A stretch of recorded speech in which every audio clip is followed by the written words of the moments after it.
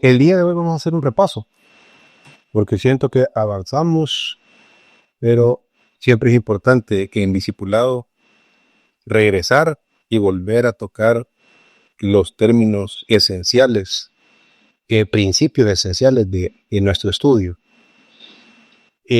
Voy a ir haciendo preguntas, de eso se trata, no si no responden bien, estamos precisamente para aclarar puntos, estamos para aprender, aprender las cosas. Sé que es un tema un poco difícil porque hemos sido formados y tenemos un montón de tradición en la cabeza. Y esa tradición no concuerda con las escrituras. Entonces necesitamos reprogramarnos para tener los fundamentos de la escritura, lo que la escritura realmente nos está diciendo, nos está enseñando, nos está revelando. Primera pregunta de la noche. ¿Cuál fue la razón por la cual el Señor llamó a Abraham? Las preguntas que están en los cuestionarios, hermanos, son para reflexión propia. Y si ustedes se las pueden contestar, tienen un buen conocimiento de lo que hemos estado estudiando. Ahorita vamos a hacer como un repaso general, abordando los puntos principales. ¿Por qué razón llamó el Señor a Abraham de Ur de los Calderos?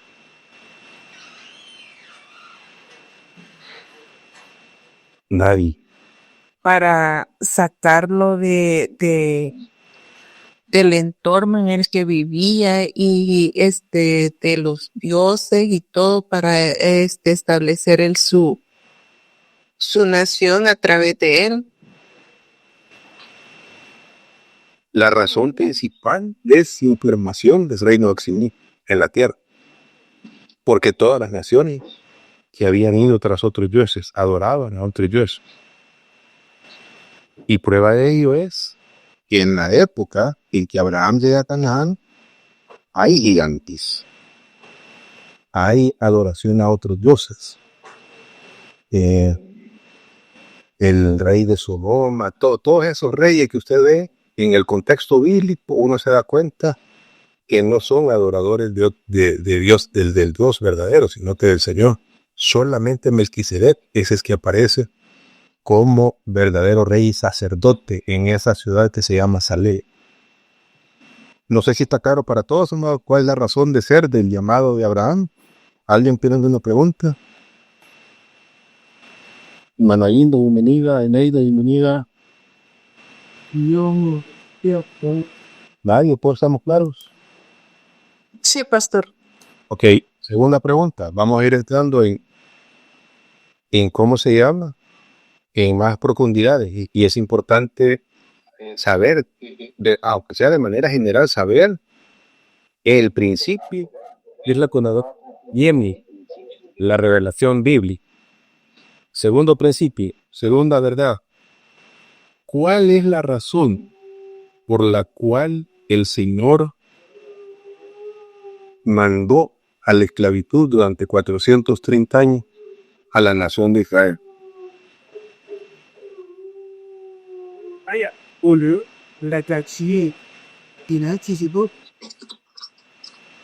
Como el pueblo se descarrió, ¿verdad? Y adoró otros dioses, entonces el Señor tenía que eliminar toda esa generación.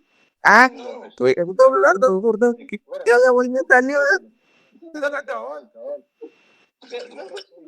sea, si la tierra es Canaán, y habrá algo que no crecer en Canaán. Había Bueno, creo que era por un proceso también de formación para ellos, pues, de prepararlos. y hay varias razones periféricas alrededor, ¿verdad? Pastor, yo quiero opinar, pero no tengo cómo poner la manita. Del Manuel.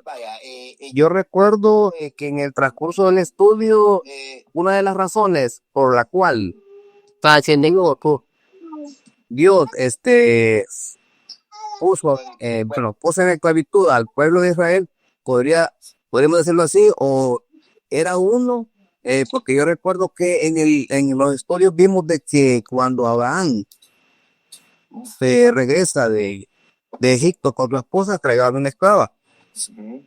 Y una de las razones es que Dios no se queda sin nada que cobrar en esta tierra. Así lo estábamos viendo.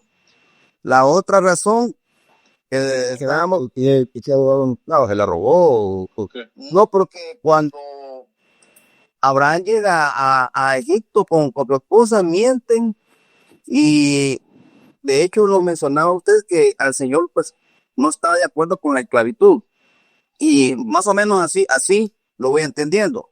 La otra razón era de que fue esclavo también porque cuando Josué pasa su época, por decirlo así, ahí estábamos estudiando de que hay un faraón que se le olvida y los israelitas se estaban multiplicando de una manera exorbitante y él tiene miedo. A ver, a ver. Y me está contando la historia. Yo la pregunta que le estoy diciendo es, ¿cuál es la razón central por la cual Dios no establece su reino en Canaán de manera inmediata con ¿cómo se llama? Con Abraham? ¿Por qué no multiplicarse ahí? ¿Por qué no conquistar la tierra de ahí? ¿Por qué tiene que mandarlos a Egipto? ¿Cuál es la razón para mandarlos a Egipto? A ver, Beatriz, a ver si nos puede ayudar con Gracias. una razón específica por la cual... Ok, y anticipo que quizás todo eso se habló en las 2 sesiones que yo no estuve, pero sí quiero dar mi opinión. El plan de Dios es perfecto, y Él conoce todo, lo que ha sido, lo que va a ser, y Él es el Dios supremo. Entonces, si Él mandó al pueblo de Israel esclavo a Egipto, es porque Israel es una figura de nosotros como gentiles, que Él nos tuvo que rescatar de una esclavitud. De la esclavitud es el pecado. Entonces, el pueblo de Israel nos representa a todos. Entonces, el entrar a Egipto, ser esclavos en Egipto es el hecho de que nosotros, los gentiles, bueno, toda la humanidad es pecadora, la naturaleza es pecaminosa. Entonces Dios nos tiene que rescatar de ahí. Entonces el pueblo de Israel es una representación del plan de salvación y del establecimiento del reino aquí en la tierra. Entonces siento que por ahí como que fueran las cosas. Como dicen en mi pueblo, cuando juegan escondelero, caliente, caliente. A ver, George, si puede iluminar un poquito más. Y después Claudio. Bueno, agregando lo que había dicho la hermana, una cosa que se me ocurre es, pasándose también del, lo que fue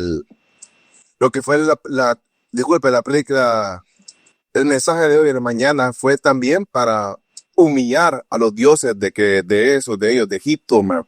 Fue una de las razones que también se me ocurre que llegó, porque llegaba también a mostrar su autoridad y a humillar a esos dioses que, como le mencionaba, no estaba peleando contra un objeto material, porque era ridículo que Dios se ponga a pelear con un objeto, ¿verdad? Sino contra los dioses que representaban, que estaban atrás de ellos. Voy a hacer una pregunta y una pregunta teológica. Incluso pastores no la pueden contestar y si la contestan mal. Que antes de darle 5 clavas. Cuando nacemos pecadores o nos hacemos pecadores. Nacemos pecadores. Nacemos pecadores, sí. Entonces hay que hacerlo, hay que bautizarnos para ir y morir. Pecado original, es el pecado original y bien decía David, el pecado me concibió mi madre, dice. Le voy a hacer una pregunta entonces. Si eso es cierto, ¿cómo es posible que el Señor afirme que el reino de los cielos le pertenece a los niños? Pecadores no van al reino de los cielos, amor. Y si un pecador entra al reino de los cielos es porque está perdonado. Contesten esa. El problema es que si nos morimos niños y sin conocer al Señor no tenemos culpa. El problema es que nosotros nacemos con el pecado y el pecado se adquiere cuando tenemos conciencia. Es que nosotros tenemos que echar de ver de que sí somos nacidos de pecado, y no es pecador. Somos pecadores. A ver, Exacto. pero no es lo que usted está afirmando. Usted dice que nacemos con el pecado original. No, si yo le digo, Siempre se nos ha enseñado que por eso fue necesario que viniera Jesucristo, porque todos éramos pecadores. Y si no hubiéramos sido pecadores, Jesucristo no hubiera tenido necesidad de venir. Dice, no, el versículo dice que todos nos descarriamos.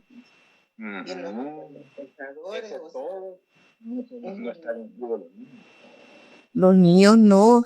Jesús dijo, dejad que los niños vengan a mí, porque de los tales no el reino de los cielos. O sea, exactamente. Es el reino de los cielos les pertenece a los niños. Si los niños tuvieran pecado, el reino de los cielos les cierra. ¿Por qué? Porque en el reino de los cielos es que tenemos que entender, amados, que el reino de los cielos, el centro del reino de los cielos, es de un Dios que es santo, que no tolera el pecado, no lo ve con los ojos que nosotros lo vemos. Para el Señor no existen las cajitas al aire, no existe que me voy a desviar y me reconcilio el domingo, no existe. Para el Señor el pecado es pecado y la paga del pecado es la muerte. Punto. Sea quien sea, donde sea y como sea. El más pintado.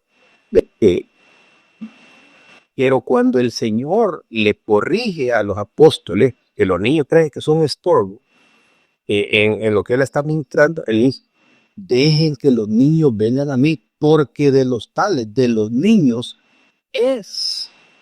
No dice, va a ser futuro. No dice, si me reciben a mí, y entonces yo le abro el... ¿Qué quiere decir que el reino de los cielos les pertenece? Que están en una etapa de inocencia donde no pueden pecar. Por lo tanto, el reino de los cielos es uno con ellos. Por eso cuando un infante muere, ya sea en el vientre de su mamá, recién nacido, de lo que sea, va directamente, pertenece al reino del Señor. Me explico. Nosotros nos convertimos en pecadores. Porque es importante para entender la historia de cómo se llama, de Abraham, la redención, lo que estaba tocando Beatriz, que el pueblo nos representa. Sí, hermano Wilson. Ya dejamos. No, solo nada más tratando de entender. Entonces, por eso es que hoy en día el bautismo es ya más o menos a una edad que ya haya un entendimiento. ¿Cuál es el requisito para bautizarse? Creer. Un niño cree. Mentira, no puede creer ni arrepentirse, porque no tiene nada que arrepentirse. De los tales es el reino de los cielos. No se los impida, porque de los tales es el reino de los cielos. En el momento que un niño toma conciencia y empieza a decidir por cuenta propia lo que es bueno y lo que es malo, en ese momento se convierte en pecador si toma la decisión equivocada, dice, por camino equivocado. Y el gran problema que tenemos es la tradición que nos ha enseñado que todos nacemos con el pecado original. Los católicos, por ese pecado original es que bautizan a los niños. Es que si no se bautiza, se va a ir al chimboloro, mejor que vaya al purgatorio o que no sé qué.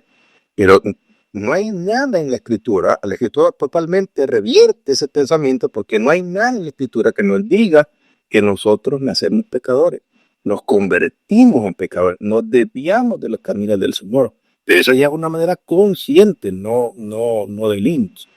Y cuando el Señor afirma, da semejante afirmación, de los tales es el reino de los cielos. O sea, el reino de los cielos está con los niños. y dice que debemos tener el corazón como el de un niño. Exactamente, para recibir el reino hay que tener esa inocencia de niño para entender el reino del cielo. Y para para, ¿cómo se llama?, ser admitido en el reino de Dios. Esa conciencia limpia, esa inocencia de cómo se llama, de entender los caminos del Señor. Precisamente es eso justamente lo que está diciendo el Señor. ¿Por qué es importante esto, no? Porque lo que nos lleva a Egipto, a la esclavitud, siempre, y apréndanse esto, es una decisión que va en contra de la voluntad divina. Se lo voy a volver a repetir. Cualquiera que vean ustedes que diga que descendió a Egipto, en la escritura, de una manera gramatical, no lo dice en blanco y negro, nos está diciendo está bien, a menos como José, que lo mandaron a la fuerza. Está por su propia decisión, está descendiendo a Egipto. ¿Y qué significa que después de descender a Egipto? Que no está confiando en la voluntad del Señor. Claudia, no quiero seguir avanzando sin darle el tiempo, Claudia, no va a caer con la mano como Moisés, y hay que ir a levantarle la otra para que los amalecitas no nos ganen la guerra. No, de verdad, yo lo estaba escuchando, pero prácticamente está dando la respuesta. Ok. Entonces, revisemos la escritura. Abraham, el deseo del corazón de Dios que Abraham descendiera a Egipto. Cuando vio hambruna en Canaán. No era la voluntad de Dios. ¿Y qué tuvo que hacer?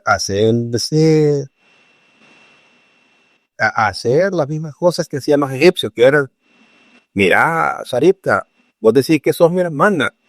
Si alguien me va a beneficiar a mí, tú te vas a acostar con alguien más. Pues yo salgo bien de lado. Imagínese qué clase de marido, ¿verdad? Para su esposa, en vez de defender a su esposa, la tira debajo del bus.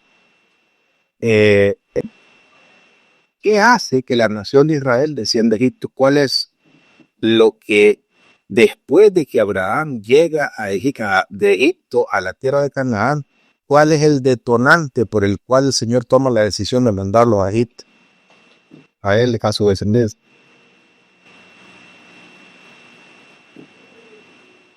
Hola. A Egipto nos lleva el pecado. ¿Cuál es el pecado del pueblo de Israel? Claudia. Bueno, tiene que ver un poquito con lo que habló el hermano William, cuando mencionó acerca de cuando Abraham desciende con Sara, su esposa, y al parecer gobernante le da una dote, y en esa dote iba la sierva Agar, ¿verdad? El asunto es con Exactamente. cabal, entonces el asunto es que esa consumación o eso arreglo que hicieron Sara y Abraham con la sierva Agar, hizo que el Señor hiciera justicia a la hora del Señor permitirles que fueran a Egipto. En realidad, el Señor siempre cumple sus propósitos, incluso hasta en nuestras malas decisiones, y sobre todo cuando tiene que ver con los planes eternos de Él, ¿verdad? Entonces, eso que el Señor permitiera que descendieran, Abraham se lo anticipó antes que él fuera a morir, de que iba a haber por esclavitud, ahí, pero prácticamente es como la visión del Señor. El Señor, cuando te lo revela a Abraham, que su descendencia va a ser esclavo en Egipto, es la palabra Agar. Tu descendencia va a ser Agar en la tierra de Egipto. Agar significa extranjero. Pero no nos olvidemos también de que ahí hubo una desobediencia de parte de Abraham. Cuando agarran camino para el lugar que el Señor no les ha dicho. Es que se lo voy a poner de esa manera. ¿Qué hubiera pasado si Abraham, o mejor dicho, Sara, no se le mete la idea de que Abraham tiene un hijo con Agar? ¿Qué hubiera pasado? Hubieran descendido a Egipto. Siempre. Dios hubiera cumplido la promesa en ella. Exactamente, exactamente. El gran problema que tiene Dios con nosotros es que nosotros somos los que tomamos las decisiones. Y Dios tiene que obrar por encima de esas decisiones para corregir nuestros caminos y enderezarnos y llevarnos en el plan que Él quiere de su rey. Le pongo un par de ejemplos. Era la voluntad del Señor que Israel, ¿cómo se llama? Fuera esparcido por todas las naciones. No, ¿verdad? Jamás. Eso no es el plan de Dios. ¿Pero por qué fue esparcido por todas las naciones? Por la idolatría de Israel. Él permitió que los asirios esparcieran por todos lados. Dios de ese desmadre crea un plan para salvar a todas las naciones. No es que Dios premeditadamente dijo, no, estos, o sea, él conoce todas las cosas por anticipado, ¿verdad? Y el asunto aquí es que cuando ya nosotros tenemos los pies bien llenos de lodo, ya Dios tiene la solución para ¿cómo se llama? Para nuestra vida. Lo mismo sucede con David. Era la voluntad de Dios que David se metiera con la mujer ajena. No era la decisión de Dios.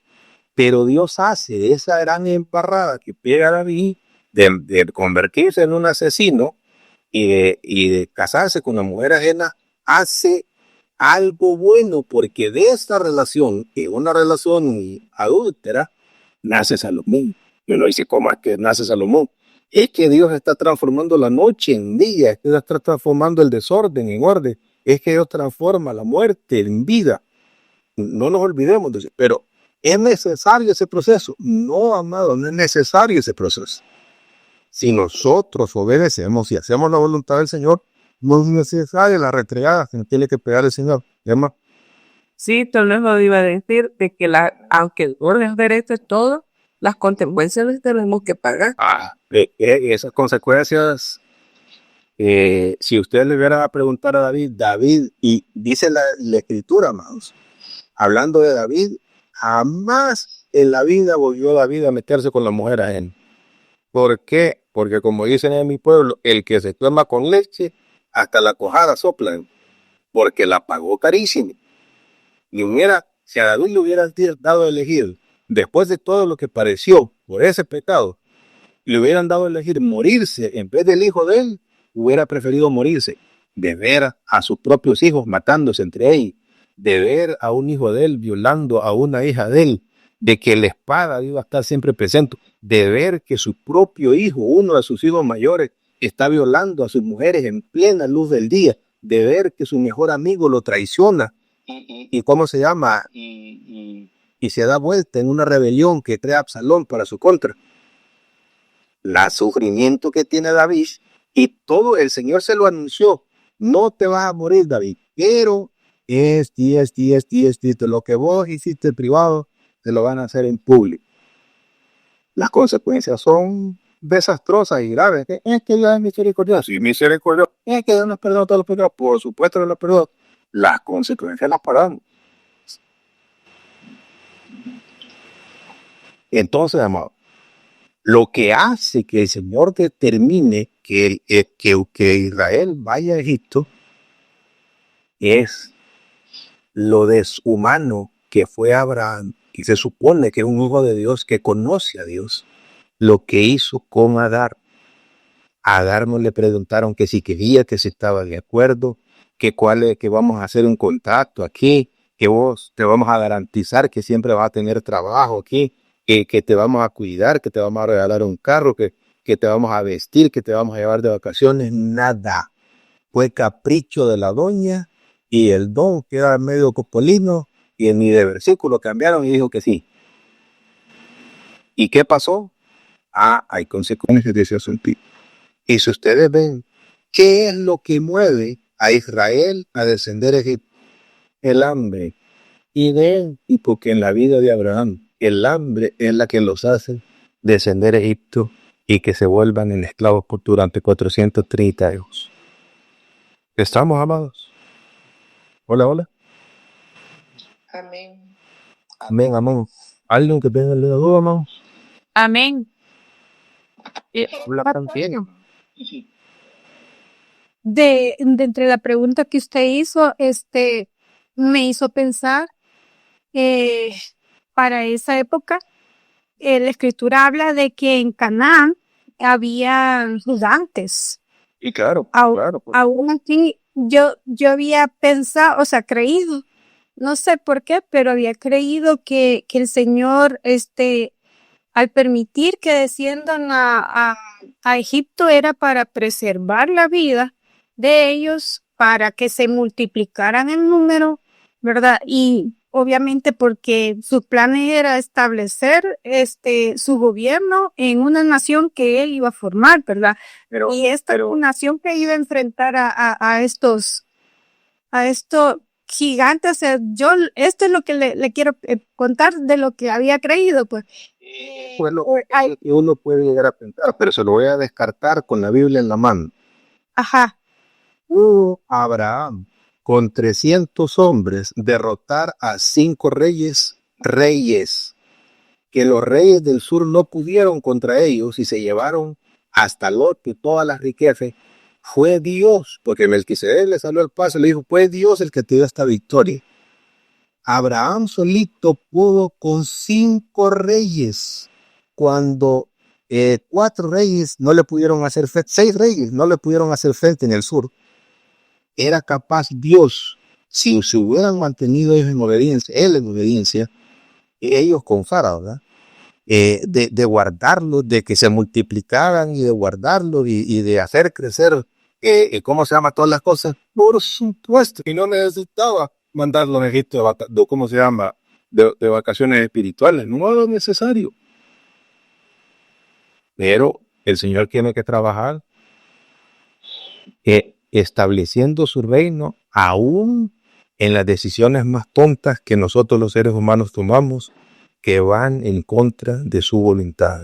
Pero otra vez, ¿verdad? Las consecuencias las pagamos. sí, amén. ¿Ok? No era necesario que descendiera Egipto. Es que allá los iban a guardar.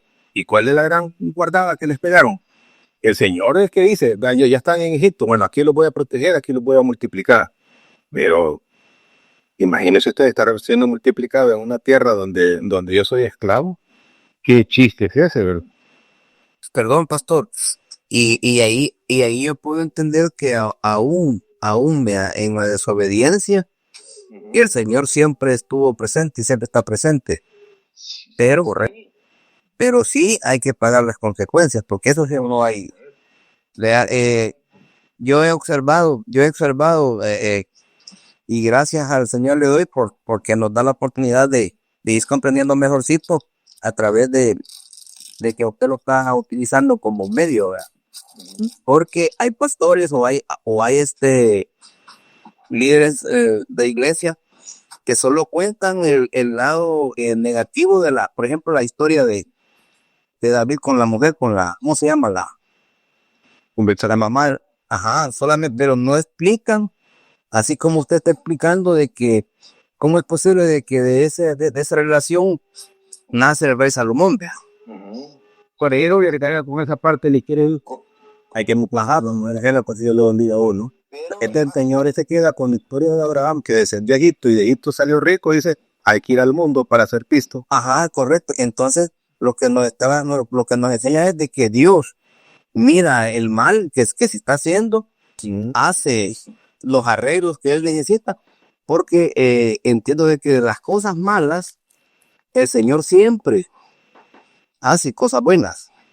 Vean, pero ahí todo que paga el precio. Ahora, ¿y quién es con todo? Eso es a los que él llama por hijos. No, definitivamente, claro. Y claro, porque dice la Biblia, ¿verdad? Lo afirma, dice que al que llama, al que toma por hijo, lo castiga, lo corrige. Esa es la palabra correcta, corrección. Y dice también la Escritura que, ¿cómo se llama? Que lo que él comenzó será fiel en completarlo. Y también dice la Escritura que todo ayuda bien a los que aman al Señor. Es que sí, el Señor hace bien de todos lados. De un asesino, sí, el Señor va a ser pastores. De los que le pegan a la mujer, el Señor va a ser unos grandes predicadores. No. Espéreme. De los hijos. Pero es lo mismo los hijos que la gente de afuera. A los que fueron llamados conforme a sus propósitos, dice, ¿verdad? Exactamente. Ahí es donde está la clave y el asunto. Bueno, avancemos siempre con preguntas. ¿Cómo saber, o sea, por qué Dios, si deseo del corazón de Dios es sacar de la esclavitud de Egipto a su pueblo, a Israel, a quien le llama hijo? ¿Por qué, si esa es la razón de ser, por qué le endurece el corazón a Faraón en vez de ablandarse? Porque endureciéndolo significa que se va a poner más tonto de lo que ya estaba, más necio de lo que ya estaba. Y el deseo del corazón de Dios es sacar a su pueblo de Egipto. ¿Por qué no le ablanda el corazón, sino que se lo endurece a Faraón?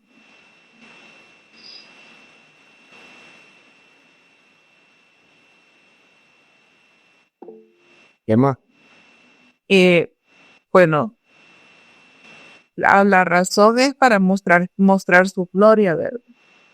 Pero también, ¿cómo se llama? Dios tenía que derrotar los entes espirituales que gobernaban Egipto.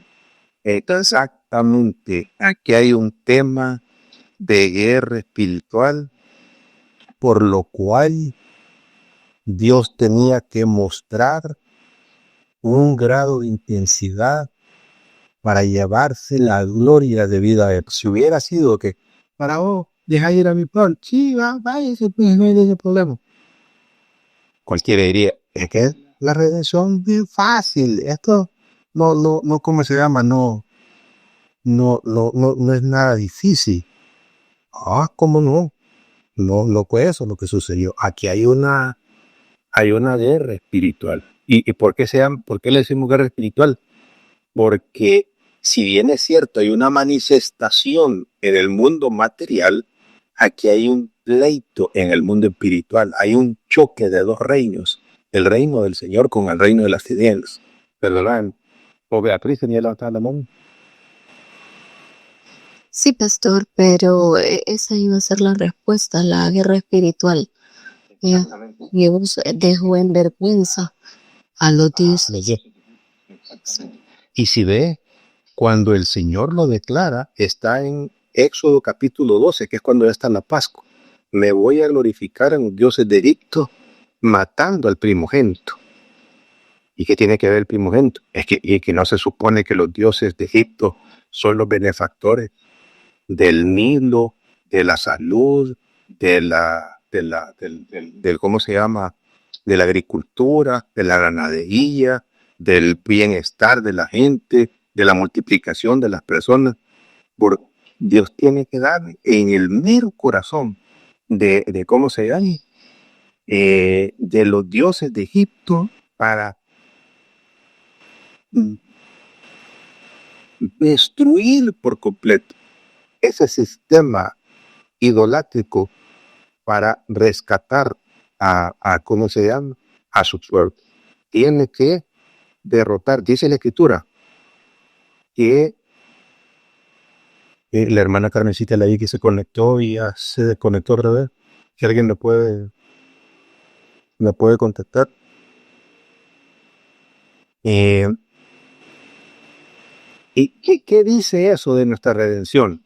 En nuestra redención hay también un pleito de guerra espiritual. Claro que sí. ¿Cómo lo sabemos? Porque estamos en el mundo y el que gobierna este mundo es el príncipe de las tinieblas. Ajá. El príncipe con todos sus secuaces. Es una lucha cuando uno va a recibir a Cristo. Sí, y por eso hay gente que sí se endurece bastante y dice, no, yo estoy bien así. pero O se llevan a su religiosidad. de bondad, en su bondad también. Ah, cosas escudan en que, ¿cómo se llama? No, que nosotros somos católicos y yo le prometí a mi abuelita que iba a morir católica. O no, es que mi filosofía de vida no tiene nada que ver con esto, que bueno, cada estas cosas. Hay un montón de filosofías que son engaños de las tinieblas para las personas. El Señor afirmó en una ocasión, cuando le atribuían un milagro de liberación de demonios, los religiosos dijeron, es que este por Belcebú es el príncipe de los demonios. Es que este por Belcebú echa fuera a los demonios, dice el Señor. Mire, una casa dividida no puede prevalecer. Y si Satanás está en contra de Satanás, el reino de él no prevalece. Reconoce el Señor que también Satanás tiene reino. Y dice el Señor, para entrar a la casa del hombre fuerte y saquear sus bienes, tiene que haber uno que es más fuerte que él. Lo que le está diciendo es, mire, aquí hay alguien que es más poderoso que Belcebú. Yo necesito los poderes de Belcebú para echar fuera a Belcebú. Aquí hay alguien que es el creador de los cielos y de la tierra. Por eso yo puedo entrar a la casa del hombre fuerte y saquear su tienda. Claro que es una guerra espiritual. Nuestra redención es una guerra espiritual. Es más, todos sabemos que dice la Escritura que el Señor Jesús, cuando murió, el Señor se sometió a la muerte. Y que la muerte, amados, es nuestro peor enemigo. Y el último enemigo que va a ser derrotado es la muerte. La muerte es contraria a todo lo que es el reino de Dios. Dios no puede tolerar la muerte en, ¿cómo se llama? En su reino. No existe la muerte para ¿cómo se llama? En el territorio del Señor. ¿Verdad? No, y que aún ahora hayan servido de Dios. Y el enemigo siempre está en oposición de que nosotros hagamos su voluntad.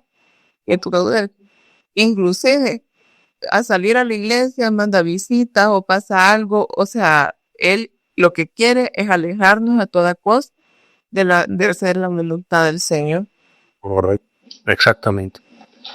Ahora, siempre subiendo la misma línea de pensamiento y haciendo siempre esa comparación de redención de Egipto con nuestra redención. ¿Por qué la sangre? ¿Por qué todo este tema de la redención es tan sangriento por todos lados? ¿Cuál es la fascinación que tiene Dios con la sangre? Cualquiera de nosotros, si el Señor nos prestara una máquina del tiempo para ir a ver lo que pasaba dentro del tabernáculo, man, uno diría, uy, lo que está sucediendo aquí en el tabernáculo. Miren los sacerdotes cómo están llenos de sangre. Por más que se cambien, por más que sí. Beatriz. Sí, la sangre es necesaria para purificar. Pero para purificar ¿de qué? En este caso era un símbolo de que los que vivían dentro, si estamos hablando de de cuando Dios estaba ya por libertar al pueblo de Israel, era para la representación de esa purificación que ahí habían los del pueblo escogido de Dios. ¿Qué más?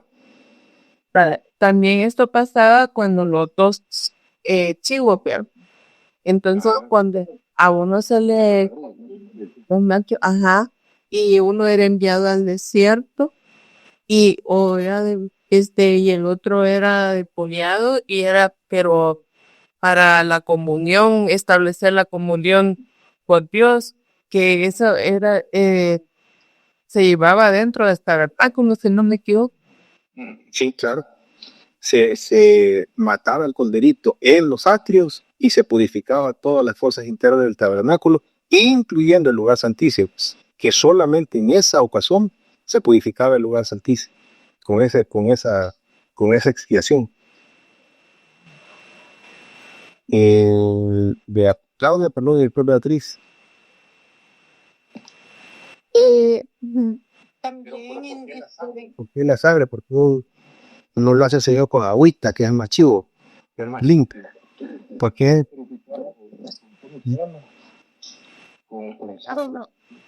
hay una frase que dice que sin derramamiento de sangre no hay perdón de pecados.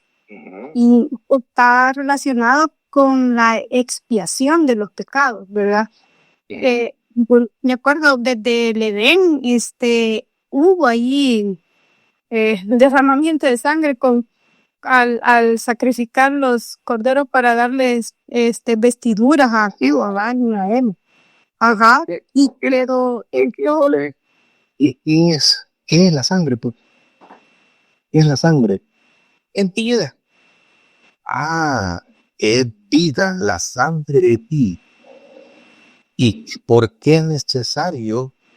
Si tenemos esa ecuación, sangre igual a vida, ¿por qué es necesario esa vida en el tabernáculo, en el campamento, en las casas de los israelitas?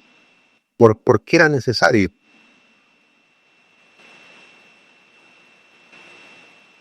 ¿Cuál es lo opuesto de la vida? La muerte. ¿Qué hay fuera del reino del Señor? Y el pecado. Y el pecado es muerto. En blanco y negro. Ahí no hay tales de que no, que yo voy a vivir 500 años. La paga del pecado es la muerte. Ahora vean ustedes. Como cualquier cosa, a ver, se lo voy a poner y quiero que se hagan la imagen mental de que estamos viviendo en el campamento del Señor en la época del tabernáculo en el desierto. Háganse esta imagen mental. Está el tabernáculo en el centro del campamento. Alrededor habitan los levitas y tenía que ser así, los levitas que habitaban alrededor, porque cualquier otra tribu que se acercara tanto al tabernáculo, Dios lo podía obstruir, lo podía matar. Y están ordenados alrededor del tabernáculo. Hágate esta imagen mental. Nadie de los que estamos ahí tiene ninguna autorización de parte de Dios de entrar hasta el lugar de su presencia, con excepción del sumo sacerdote y solamente una vez al año, el día de la expiación. Hay dos tipos de pecados que se marcan bien en el Antiguo Testamento. Están los pecados voluntarios y están los pecados involuntarios. Nada de, como dice el Chapulín Colorado, sin querer queriendo, sino voluntario es, y yo lo hago porque yo quiero, porque me da la gana. Involuntario es, se me chipoteó, se me fue. Los 10 mandamientos que Dios da en el monte Sinaí son mandamientos especiales, porque quebrantar uno de esos mandamientos significa la muerte, y no puede existir muerte en el campamento. No puede existir la muerte, porque la muerte es algo lejos de la presencia del Señor, de la gloria de Dios. Él no tiene nada que ver con Belcebú. Ese invento de que los pastores han creído, de que Satanás se presenta delante del Señor para acusar a los escogidos. ¿Cómo no? Ya me imagino que le va a dar chance al Señor de que llegue hasta su trono de gracia. ¿Cómo se llama? Cuando el Salmo 22 dice, Señor, ¿quién entrará a tu santo monte para orar solamente limpio de mano? Que me explique si Satanás está limpio de mano. El que no dio su corazón a la altura, el que saco el listado de ahí, te dice Satanás no califica, pero ni yéndose a las Olimpiadas. No puede haber ninguna relación con la muerte. Ahora bien, fallar esos 10 mandamientos significa salir del campamento. Veamos algunos casos.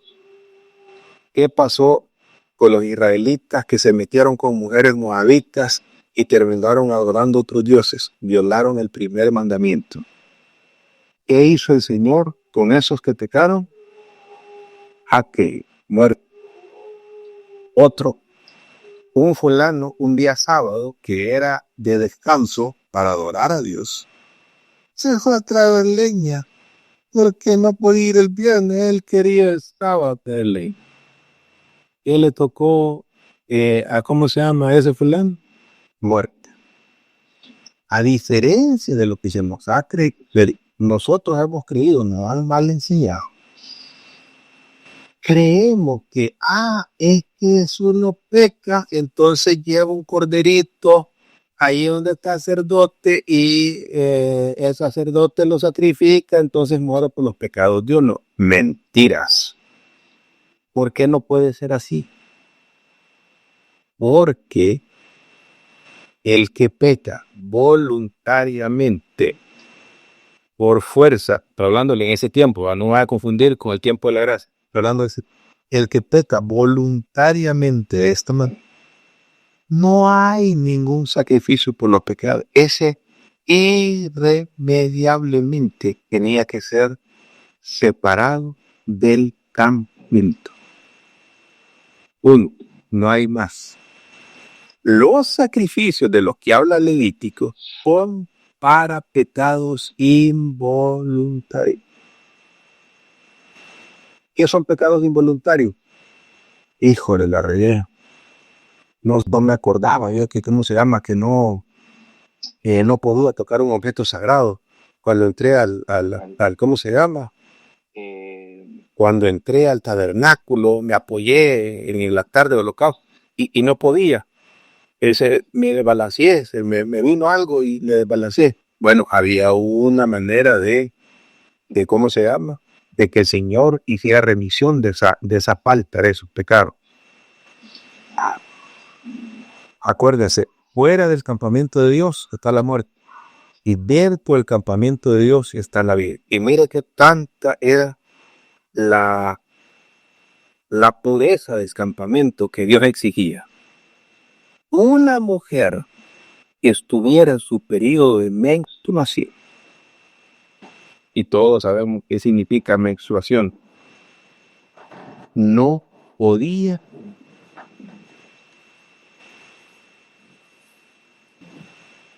ingresar ni siquiera cerca del tabernáculo.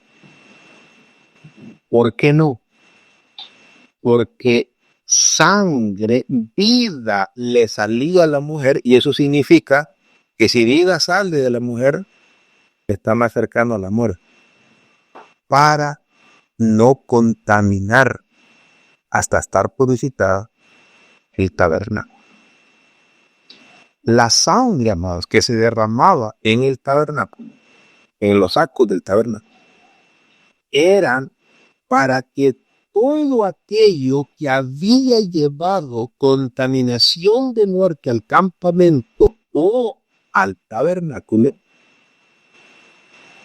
la muerte que con esa falla se habían llevado, fueran purificadas por la vida, la sangre que se derramaba. Cuando se imponían las manos, en algunos de los sacrificios se imponían las manos sobre los corderos, con los animalitos que se sacrificaban, era diciendo: yo estoy muriendo, este animal está siendo sustituto, está muriendo por mí, por este pecado involuntario que he cometido delante del Señor, para estar de nuevo en paz con Dios, porque ese error que he cometido ha contaminado ha contaminado el tabernáculo. Y el tabernáculo no puede estar la muerte. ¿Se acuerdan ustedes lo que le pasó a Nadab y Abiú? ¡Pum! Quedaron fulminados por el error. Y esa fue la primera vez que el Señor castigó de una manera severa a lo que iban a hacer el sumo sacerdote más adelante. Pero nadie dijo: ay, voy a ir a sacar a mi hermano. Que el Señor tuvo que decir cuál era la manera. Y la manera, como dice el Señor, que se debe purificar, el lugar santísimo es en el día de la expiación. ¿Por qué? Porque cualquier otro sacrificio que se hacía, se limpiaban los atrios o se limpiaba el lugar santo. Pero el pecado de Nadab y Abiú contaminaron el lugar santísimo y era necesario hacer un día de la expiación, mandar el macho cabrío con los pecados hacia el desierto y purificar con la sangre del macho cabrío el tabernáculo. Se purificaban los actos del lugar santo y el lugar santísimo. ¿Para qué? Para despercubrir toda relación que había con la muerte, llevar vida a ese lugar donde tiene que reinar la vida y no puede estar la muerte presente. Lo mismo sucedió en cuando Adán y Eva pecaron. ¿A dónde pecaron Adán y Eva? Tuvo que haber sido adentro, porque ¿dónde estaba el árbol de la ciencia del bien y el mal? Estaba adentro. Dice la escritura que estaba en el centro del jardín del Edén. Ahí el Señor mata a estos corderos. Hay un derramamiento de sangre, porque muerte había llegado el día que tomares de esto, que Adán, vas a morir, porque no vas a gozar de la vida que yo te doy. Tengo que sacar de acá, pero tengo que purificar el lugar.